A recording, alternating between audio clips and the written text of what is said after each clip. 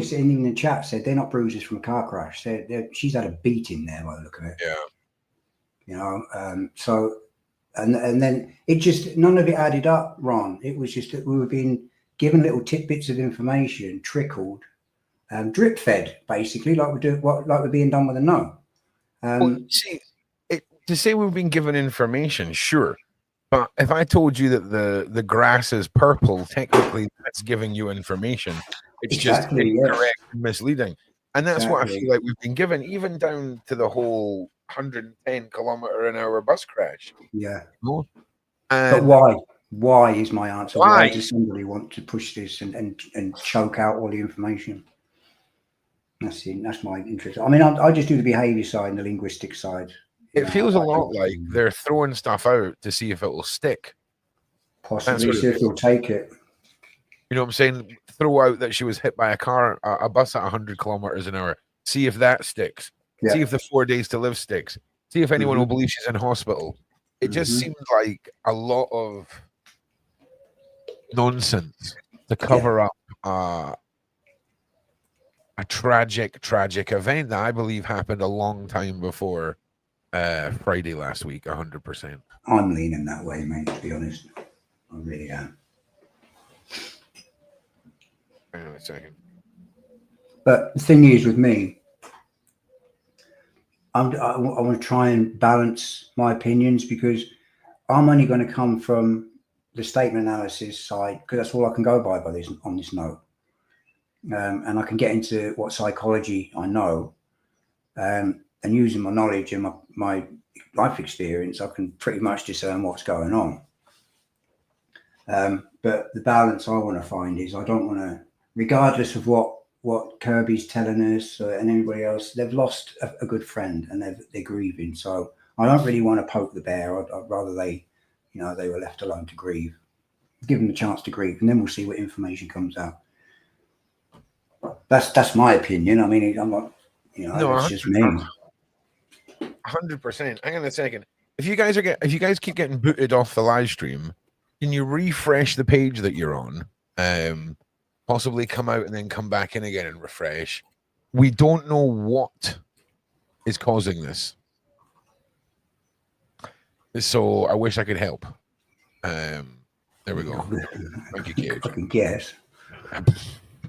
So the information that's been sort of drip fed out, obviously with the varying individuals who we've spoken to, like you say, Kirby has a much more personal relationship. Even the boys that we spoke to yesterday have got a much different relationship than anyone than the rest of us. Yeah, and it's sad because they're going to be left with so many questions, and they may feel like their hands are tied on speaking out, asking these questions, feeling like they have to go to a narrative that is fitting. Yeah, but and that could be part of the grieving process. That's I mean, it could be, but I mean, I said this yesterday on the stream. If she was, taken along, several months ago, this is how it would have been done. Because if her family have to cope with her disappearance, and then they make her vanish 2 days beforehand, you can't hide the human emotion. So no, absolutely not. To prepare the family for public scrutiny, and I know that sounds pretty dark and twisted, but that's just the dark underbelly of the criminal world. Underworld, yeah, exactly. And people are still getting booted off the stream. I don't know why it's doing this, guys. I'm so sorry. Sorry, Lilith. It's a bit nuts. It does it to me when I'm watching as well. It's only on this channel. I don't get it anywhere else. It's only on this channel. For me, it is. I don't get it anywhere else, but other people are saying they're getting it everywhere. And what is it? What does it do? You're just watching it, and then you just suddenly take. Basically, when it starts, when you got the thumbnail up, normally when I click the thumbnail, it used to just start. Now it doesn't. I have to refresh it, and it does boot me from time to time as well. Yeah, that's weird. Okay, well, we are working on it. So, okay, Uber, let's dive into your first impressions of this note, because I feel like as well when the social media post was made that alluded to her injuries being from this bus crash. Mm-hmm. I feel like the media is alluding towards this being an unaliving, a self-unaliving note. And I think you're going to tell me something drastically different, right? Yeah, strap in then, mate. Oh, I'm ready. I'm strapped. There's actually an awful lot in here. All right, so first of all, the first thing I noticed was it was off. It was a first glance. There's something off here. It's not. It doesn't look right. And then I thought, well, it's only a paragraph. We're not really going to see much in it. See much of this. But then I looked at it properly. Got my statement analyst head on, and there's actually an awful lot in here. Now I'm looking at the printed the stuff above it. They basically paraphrase, or don't paraphrase. They do ad verbatim up here. So they seem to be of the idea here that it's a self-unaliving note. However, the first thing we look for in statement analysis, and we taught to look for, Pete Hyatt used to do the same as well, is look for pronouns. The pronouns are extremely important because in the start of a sentence, if there's no pronoun, we look for it because it places somebody in that sentence. But this is a completely different context. Now, have you got the thing I sent you earlier, Ron? Hang on a second, mate. Was that in on The Discord? holiday in Discord, yeah. The bit I said about going on a holiday.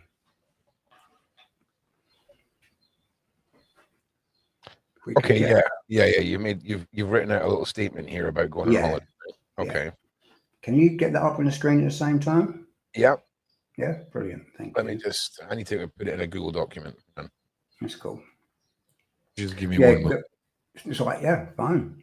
Yeah, guys, I wrote I put myself in the mindset earlier on of going on holiday, and that's what I'm asking you guys to do.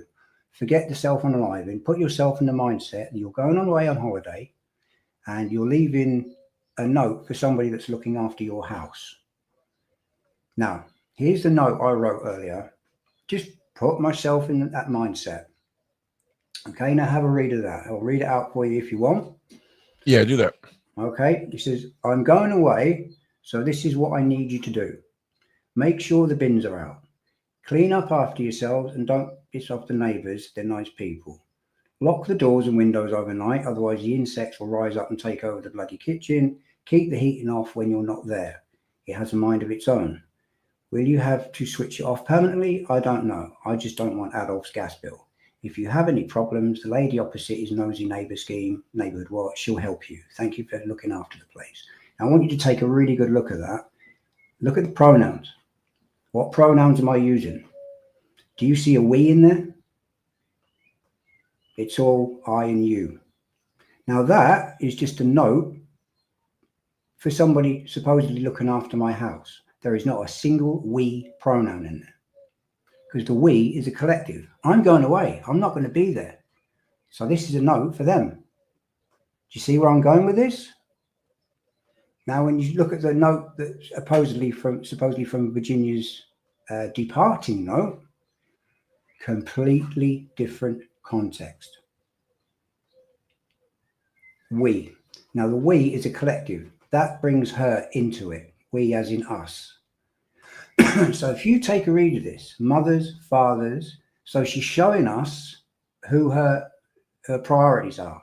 So her priorities are first mothers, second fathers, and then if you notice, she does sisters and brothers. So they're like the last, they're joined. So that shows me what her mindset is. Her mindset is the first people I'm interested in getting to are mothers and fathers, and then sisters and brothers. Need to show the battle lines are drawn and we stand together to fight for the future of victims. Now you see the we. If she was in that mindset to depart this world, there wouldn't be the we. It should be you because she's leaving instructions for them. So the we doesn't even fit. And then the bullet points, it's written by a female, as far as I can tell, because females' language is different to males. Females are more polite. the less forceful, and women are always good at punctuation. So the fact that it's pretty well punctuated and it's polite and to the point tells me that it gives me the impression that is definitely females writing. Somebody said in chat the other day that it's not a woman's writing. I think it is, but I also think it's been written in a rush.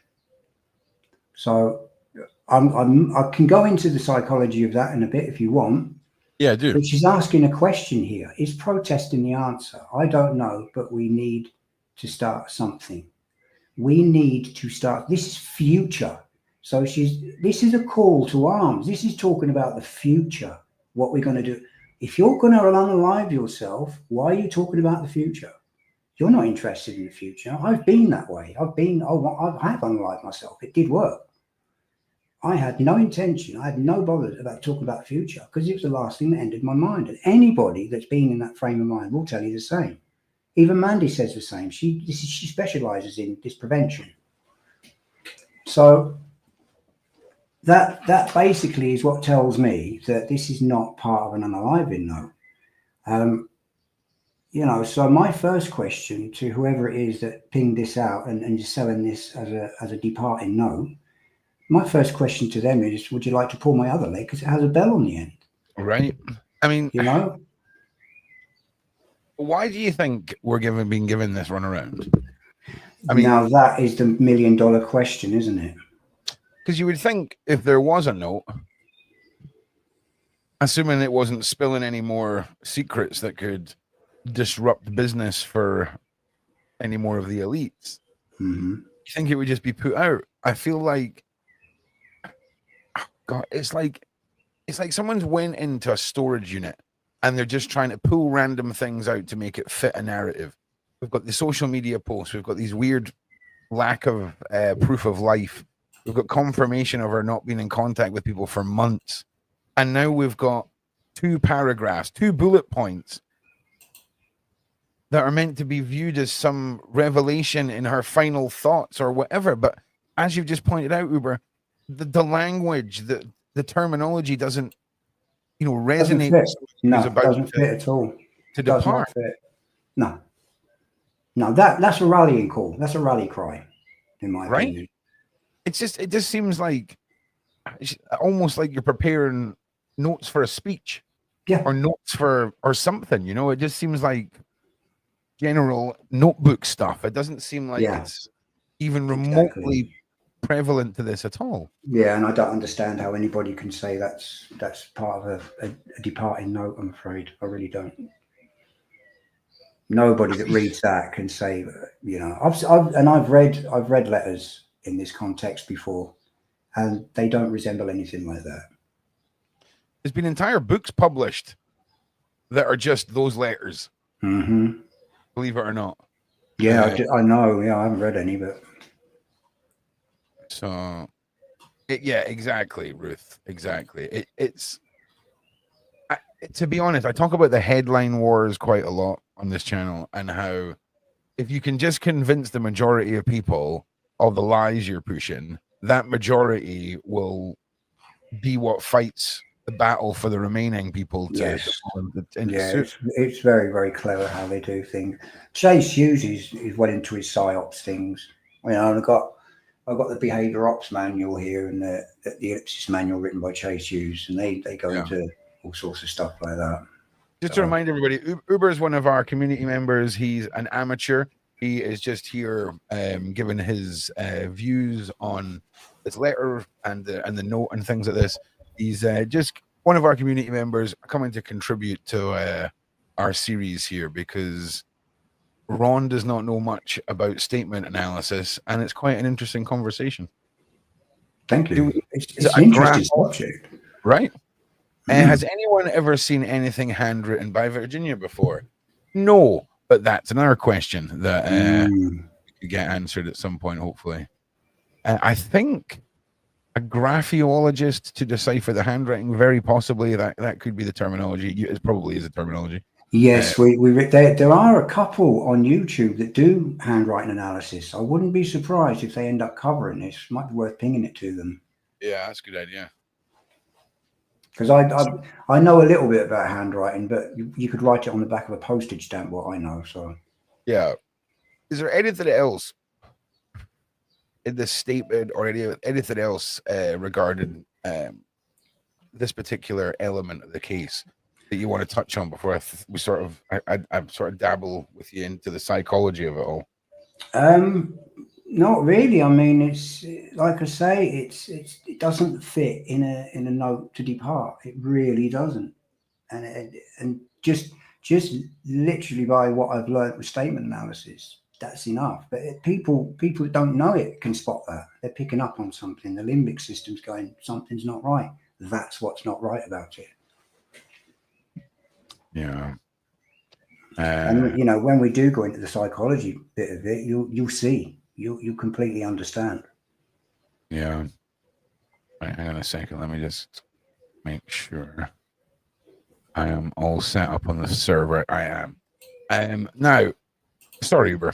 That's all right. 1 second. And just ping Mandy a message. That's right, mate. Okay, so here's really what I'm getting at. So Virginia Giuffre's family share her final letter before Epstein victim's death. That is very misleading. It is very misleading. Because what do we usually refer to as the last letter you leave before you self-unalive? Exactly. The family of Virginia have released her final handwritten letter days after the SA survivor. Oh, hang on a second. I need to take this off the screen. Survivor self-unalived. Virginia 41, who claimed she was groomed and transported by Ghislaine, and her boyfriend was found unalived in her farm in Neargaby, Western Australia on Friday. Her sister-in-law, Amanda Roberts, has gone and published her final words contained in a short note that reads, "Mothers, fathers, sisters, brothers, we need to show the battle lines are drawn and stand together and fight for future victims. Is protesting the answer? I don't know, but we've got to start somewhere." Roberts introduced the letter by saying, "Hello, world. We found a handwritten note that her sister Virginia wrote. I think it's important that the survivors know that she's with you and her voice will not be silenced." Her voice will not be silenced. Well, I hope not. They understand what's happened, right? Yeah. I know that it is so important, and her wish is that we continue to fight.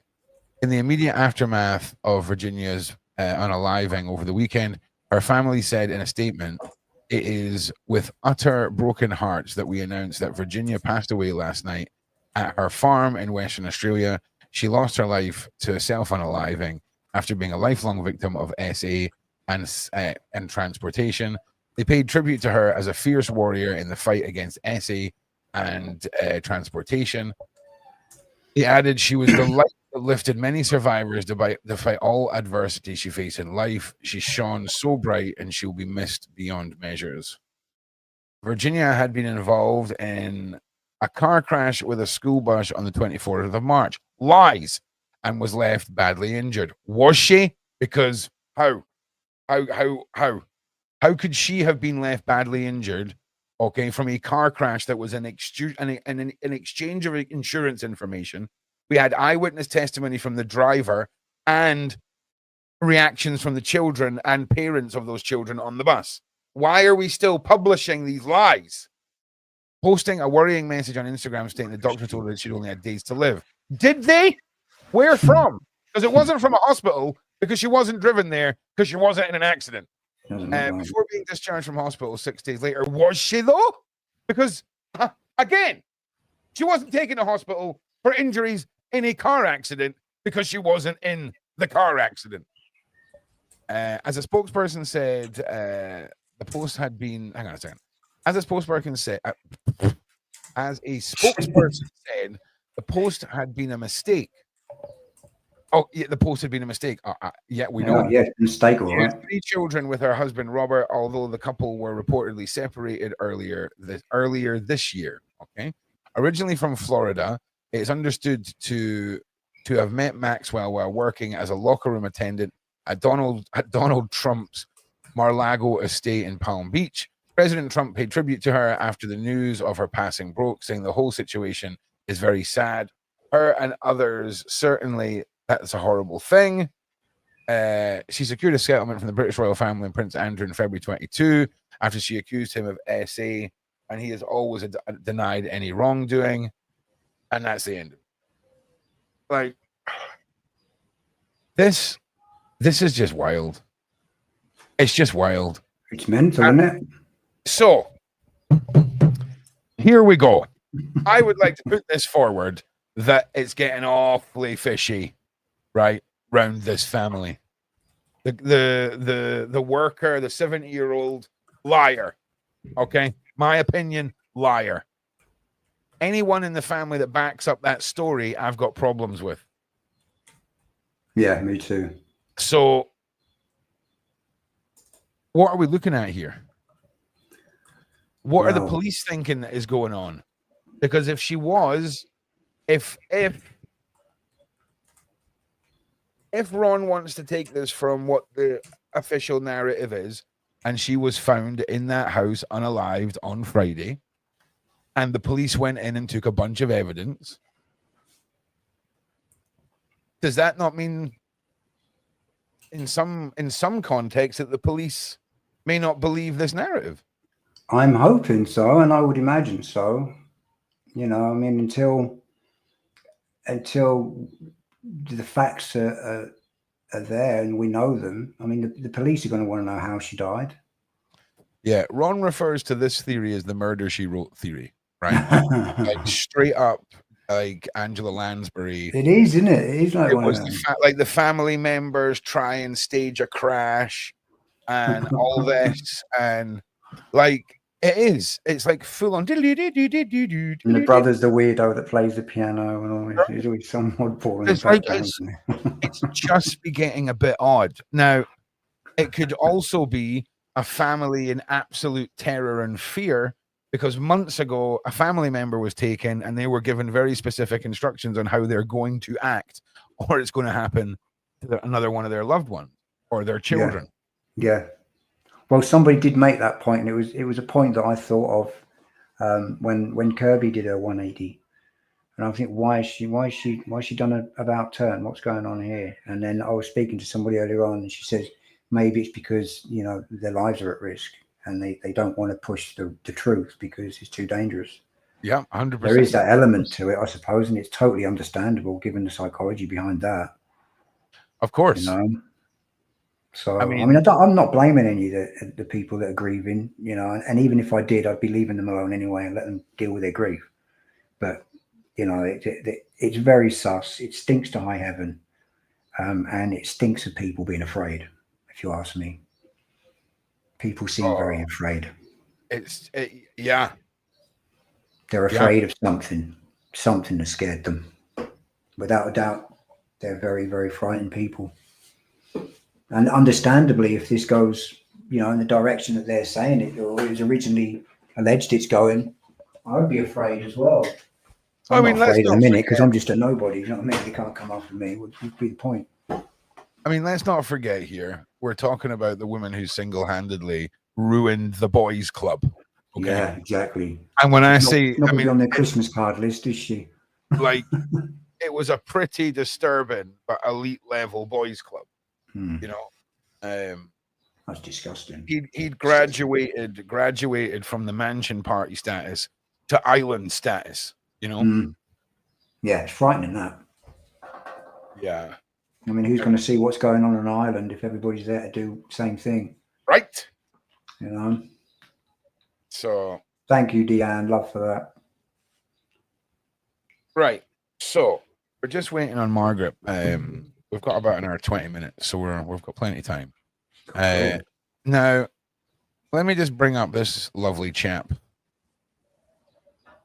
Mandy's ready, by the way. If you want to send her invite, she's happy to come in on the psychology side. Yeah, well, if you just send her the invite that you. Oh wait, no, I can send her on here. Yeah, you'll probably have to do. Yeah, that's fine. One moment, please. Wait. Is it Mary Margaret? I don't know. It's Mandy. You know that Canadian girl. No, The one I don't that know. was on camera the other night. You were taking the mickey out of her. Oh, she was on camera. She won't talk. Remember? Oh, Mandy. Yes. Oh, Mandy in the car park picking up her kids. Mandy. That's the one. Okay, that's the one. Okay. One. Bless her cotton socks. Right, Mandy. There we go. Outstanding. Is this the right Mandy? It should be. I think there's only one in there. Is it? Wait, no. Mandy's got the picture of herself looking really intense on her profile. This is Canadian. This is a different man. It's Canadian Mandy. Hang on a second. Right, Ron is now you're listening to a community leader trying to work the community. Well, we know what we're doing, really, honest. Honestly, I don't. Why am I in a? Okay, that's someone different server. Right, hang on a second. Oh, I'm so confused. Right, so now I'm in a different voice chat. Hang on. Right, here we go. There we go. Right, Mandy, where are you? Are you sure she's ready to come on? She's not on. Yeah, she's on Discord now. Poor girl was waiting to come on. Hang on. Which Discord? She's got the red and white Project Rook picture. Oh, it is Canadian Mandy. Yeah, Canadian. I changed my picture. Oh, see, that's what happened. That's what happens when you change your picture. Ron just gets. It's Mandy's fault. Oh my god! She's wrecking the joint. Yeah, we got it right. So, when do you think we're going to hear from Prince Andrew? We heard from Matthew. If he's got any brains, he'll keep his mouth shut, mate. I would be in his position. I wouldn't be saying. Look at the last time he come on camera and did an interview. That went well, didn't it? Yeah, I wouldn't be saying a bloody thing right now. Even if I was associated with him and had nothing to hide, I'd be saying absolutely bugger all. No. I mean, knowing Andrew, he'll probably come out and say something stupid and implicate himself even more. You know, it's up to him. But right. I mean, you can't say anything worse than "I never sweat." I mean, that was an absolute nightmare, wasn't it? Like, they must have just written words down in a hat and got him to pick one out, and the one he pulled out was sweating, and he just had to make it work. But the thing is, Ron, when you look at it from a certain point of view, it shows you how much respect he has for the masses when he's expecting us to swallow that kind of piffle. Yeah, I mean, don't get me wrong. I mean, he might have. I mean, maybe. It doesn't sound very likely. Do you know what I'm saying? As likely as it is me going to the moon tonight. But I just don't see how relevant it is. I mean, it's so mad. Don't be like, oh no, I wasn't there. It wasn't that I wasn't there. It's just I couldn't have been because, you know, I didn't sweat. Yeah, there's a question about sweating coming out. I don't sweat. And this has been analysed all over, and everybody. I would have slapped him on a treadmill so fast. All right. I swear to God, the minute I'd be like, okay, so the minute you start sweating, son, it's a hard 30-year sentence. You make it to the end of that 2,000-meter sprint, bone dry, and I'll back you, my G. And stick a Bergen on his back as well. You stick a Bergen on it, crank up the heating, and be like, let's go. Stick a exercise bike in the sauna. I'm gonna cut some weight, my boy. And while he's doing that, show him the charges he's facing. And see read them out real slow, and then get someone to say them in German so they sound real menacing to him. Do you know what I'm saying? Yeah, get Harry to put his uniform on again and tell him. Oh, bad. But anyway, as we poke fun at the man formerly known as Prince, we do have to wonder, that's brilliant. You know, if he's ever going to mention it. Honestly, a little bit of me wants an Udi with like one of those like Che Guevara style prints of his face with the man formerly known as Prince written. Oh, we got to get that T-shirt done, mate. We got to. Yeah. Mind you, his face would probably burn my chest when I wear the T-shirt. Prince A got his charm from Savile. Yeah. Yeah, probably. I mean, we didn't have the best five-a-side football team, did Prince Andrew. Savile and Epstein. I mean, Mandy, how are you? Welcome to the show. Mandy, speak. We can't hear you, Mandy. Mandy may be having technical difficulties right now. We'll give you a minute, Mandy, just to check your mic settings and all that good stuff. All right. Yeah, all right. Alternatively, we can try it on Discord, Mandy, if that would be easier for you. What she's going to have to do is give herself. Oh, she's in, isn't she? That's right. Yeah, she's here. She's here. She's just. I imagine she's sat in front of a computer or her phone, looking at it with a blank stare, panicking, pushing buttons, and trying to find. Settings. That's usually. Get one of the kids to show you, Mandy. They don't know what they're doing. She's got. He was sweating when Savile was chasing them around. Savage. Brilliant. Savage, Ruth. Savage. Yeah, naked. Probably. I mean,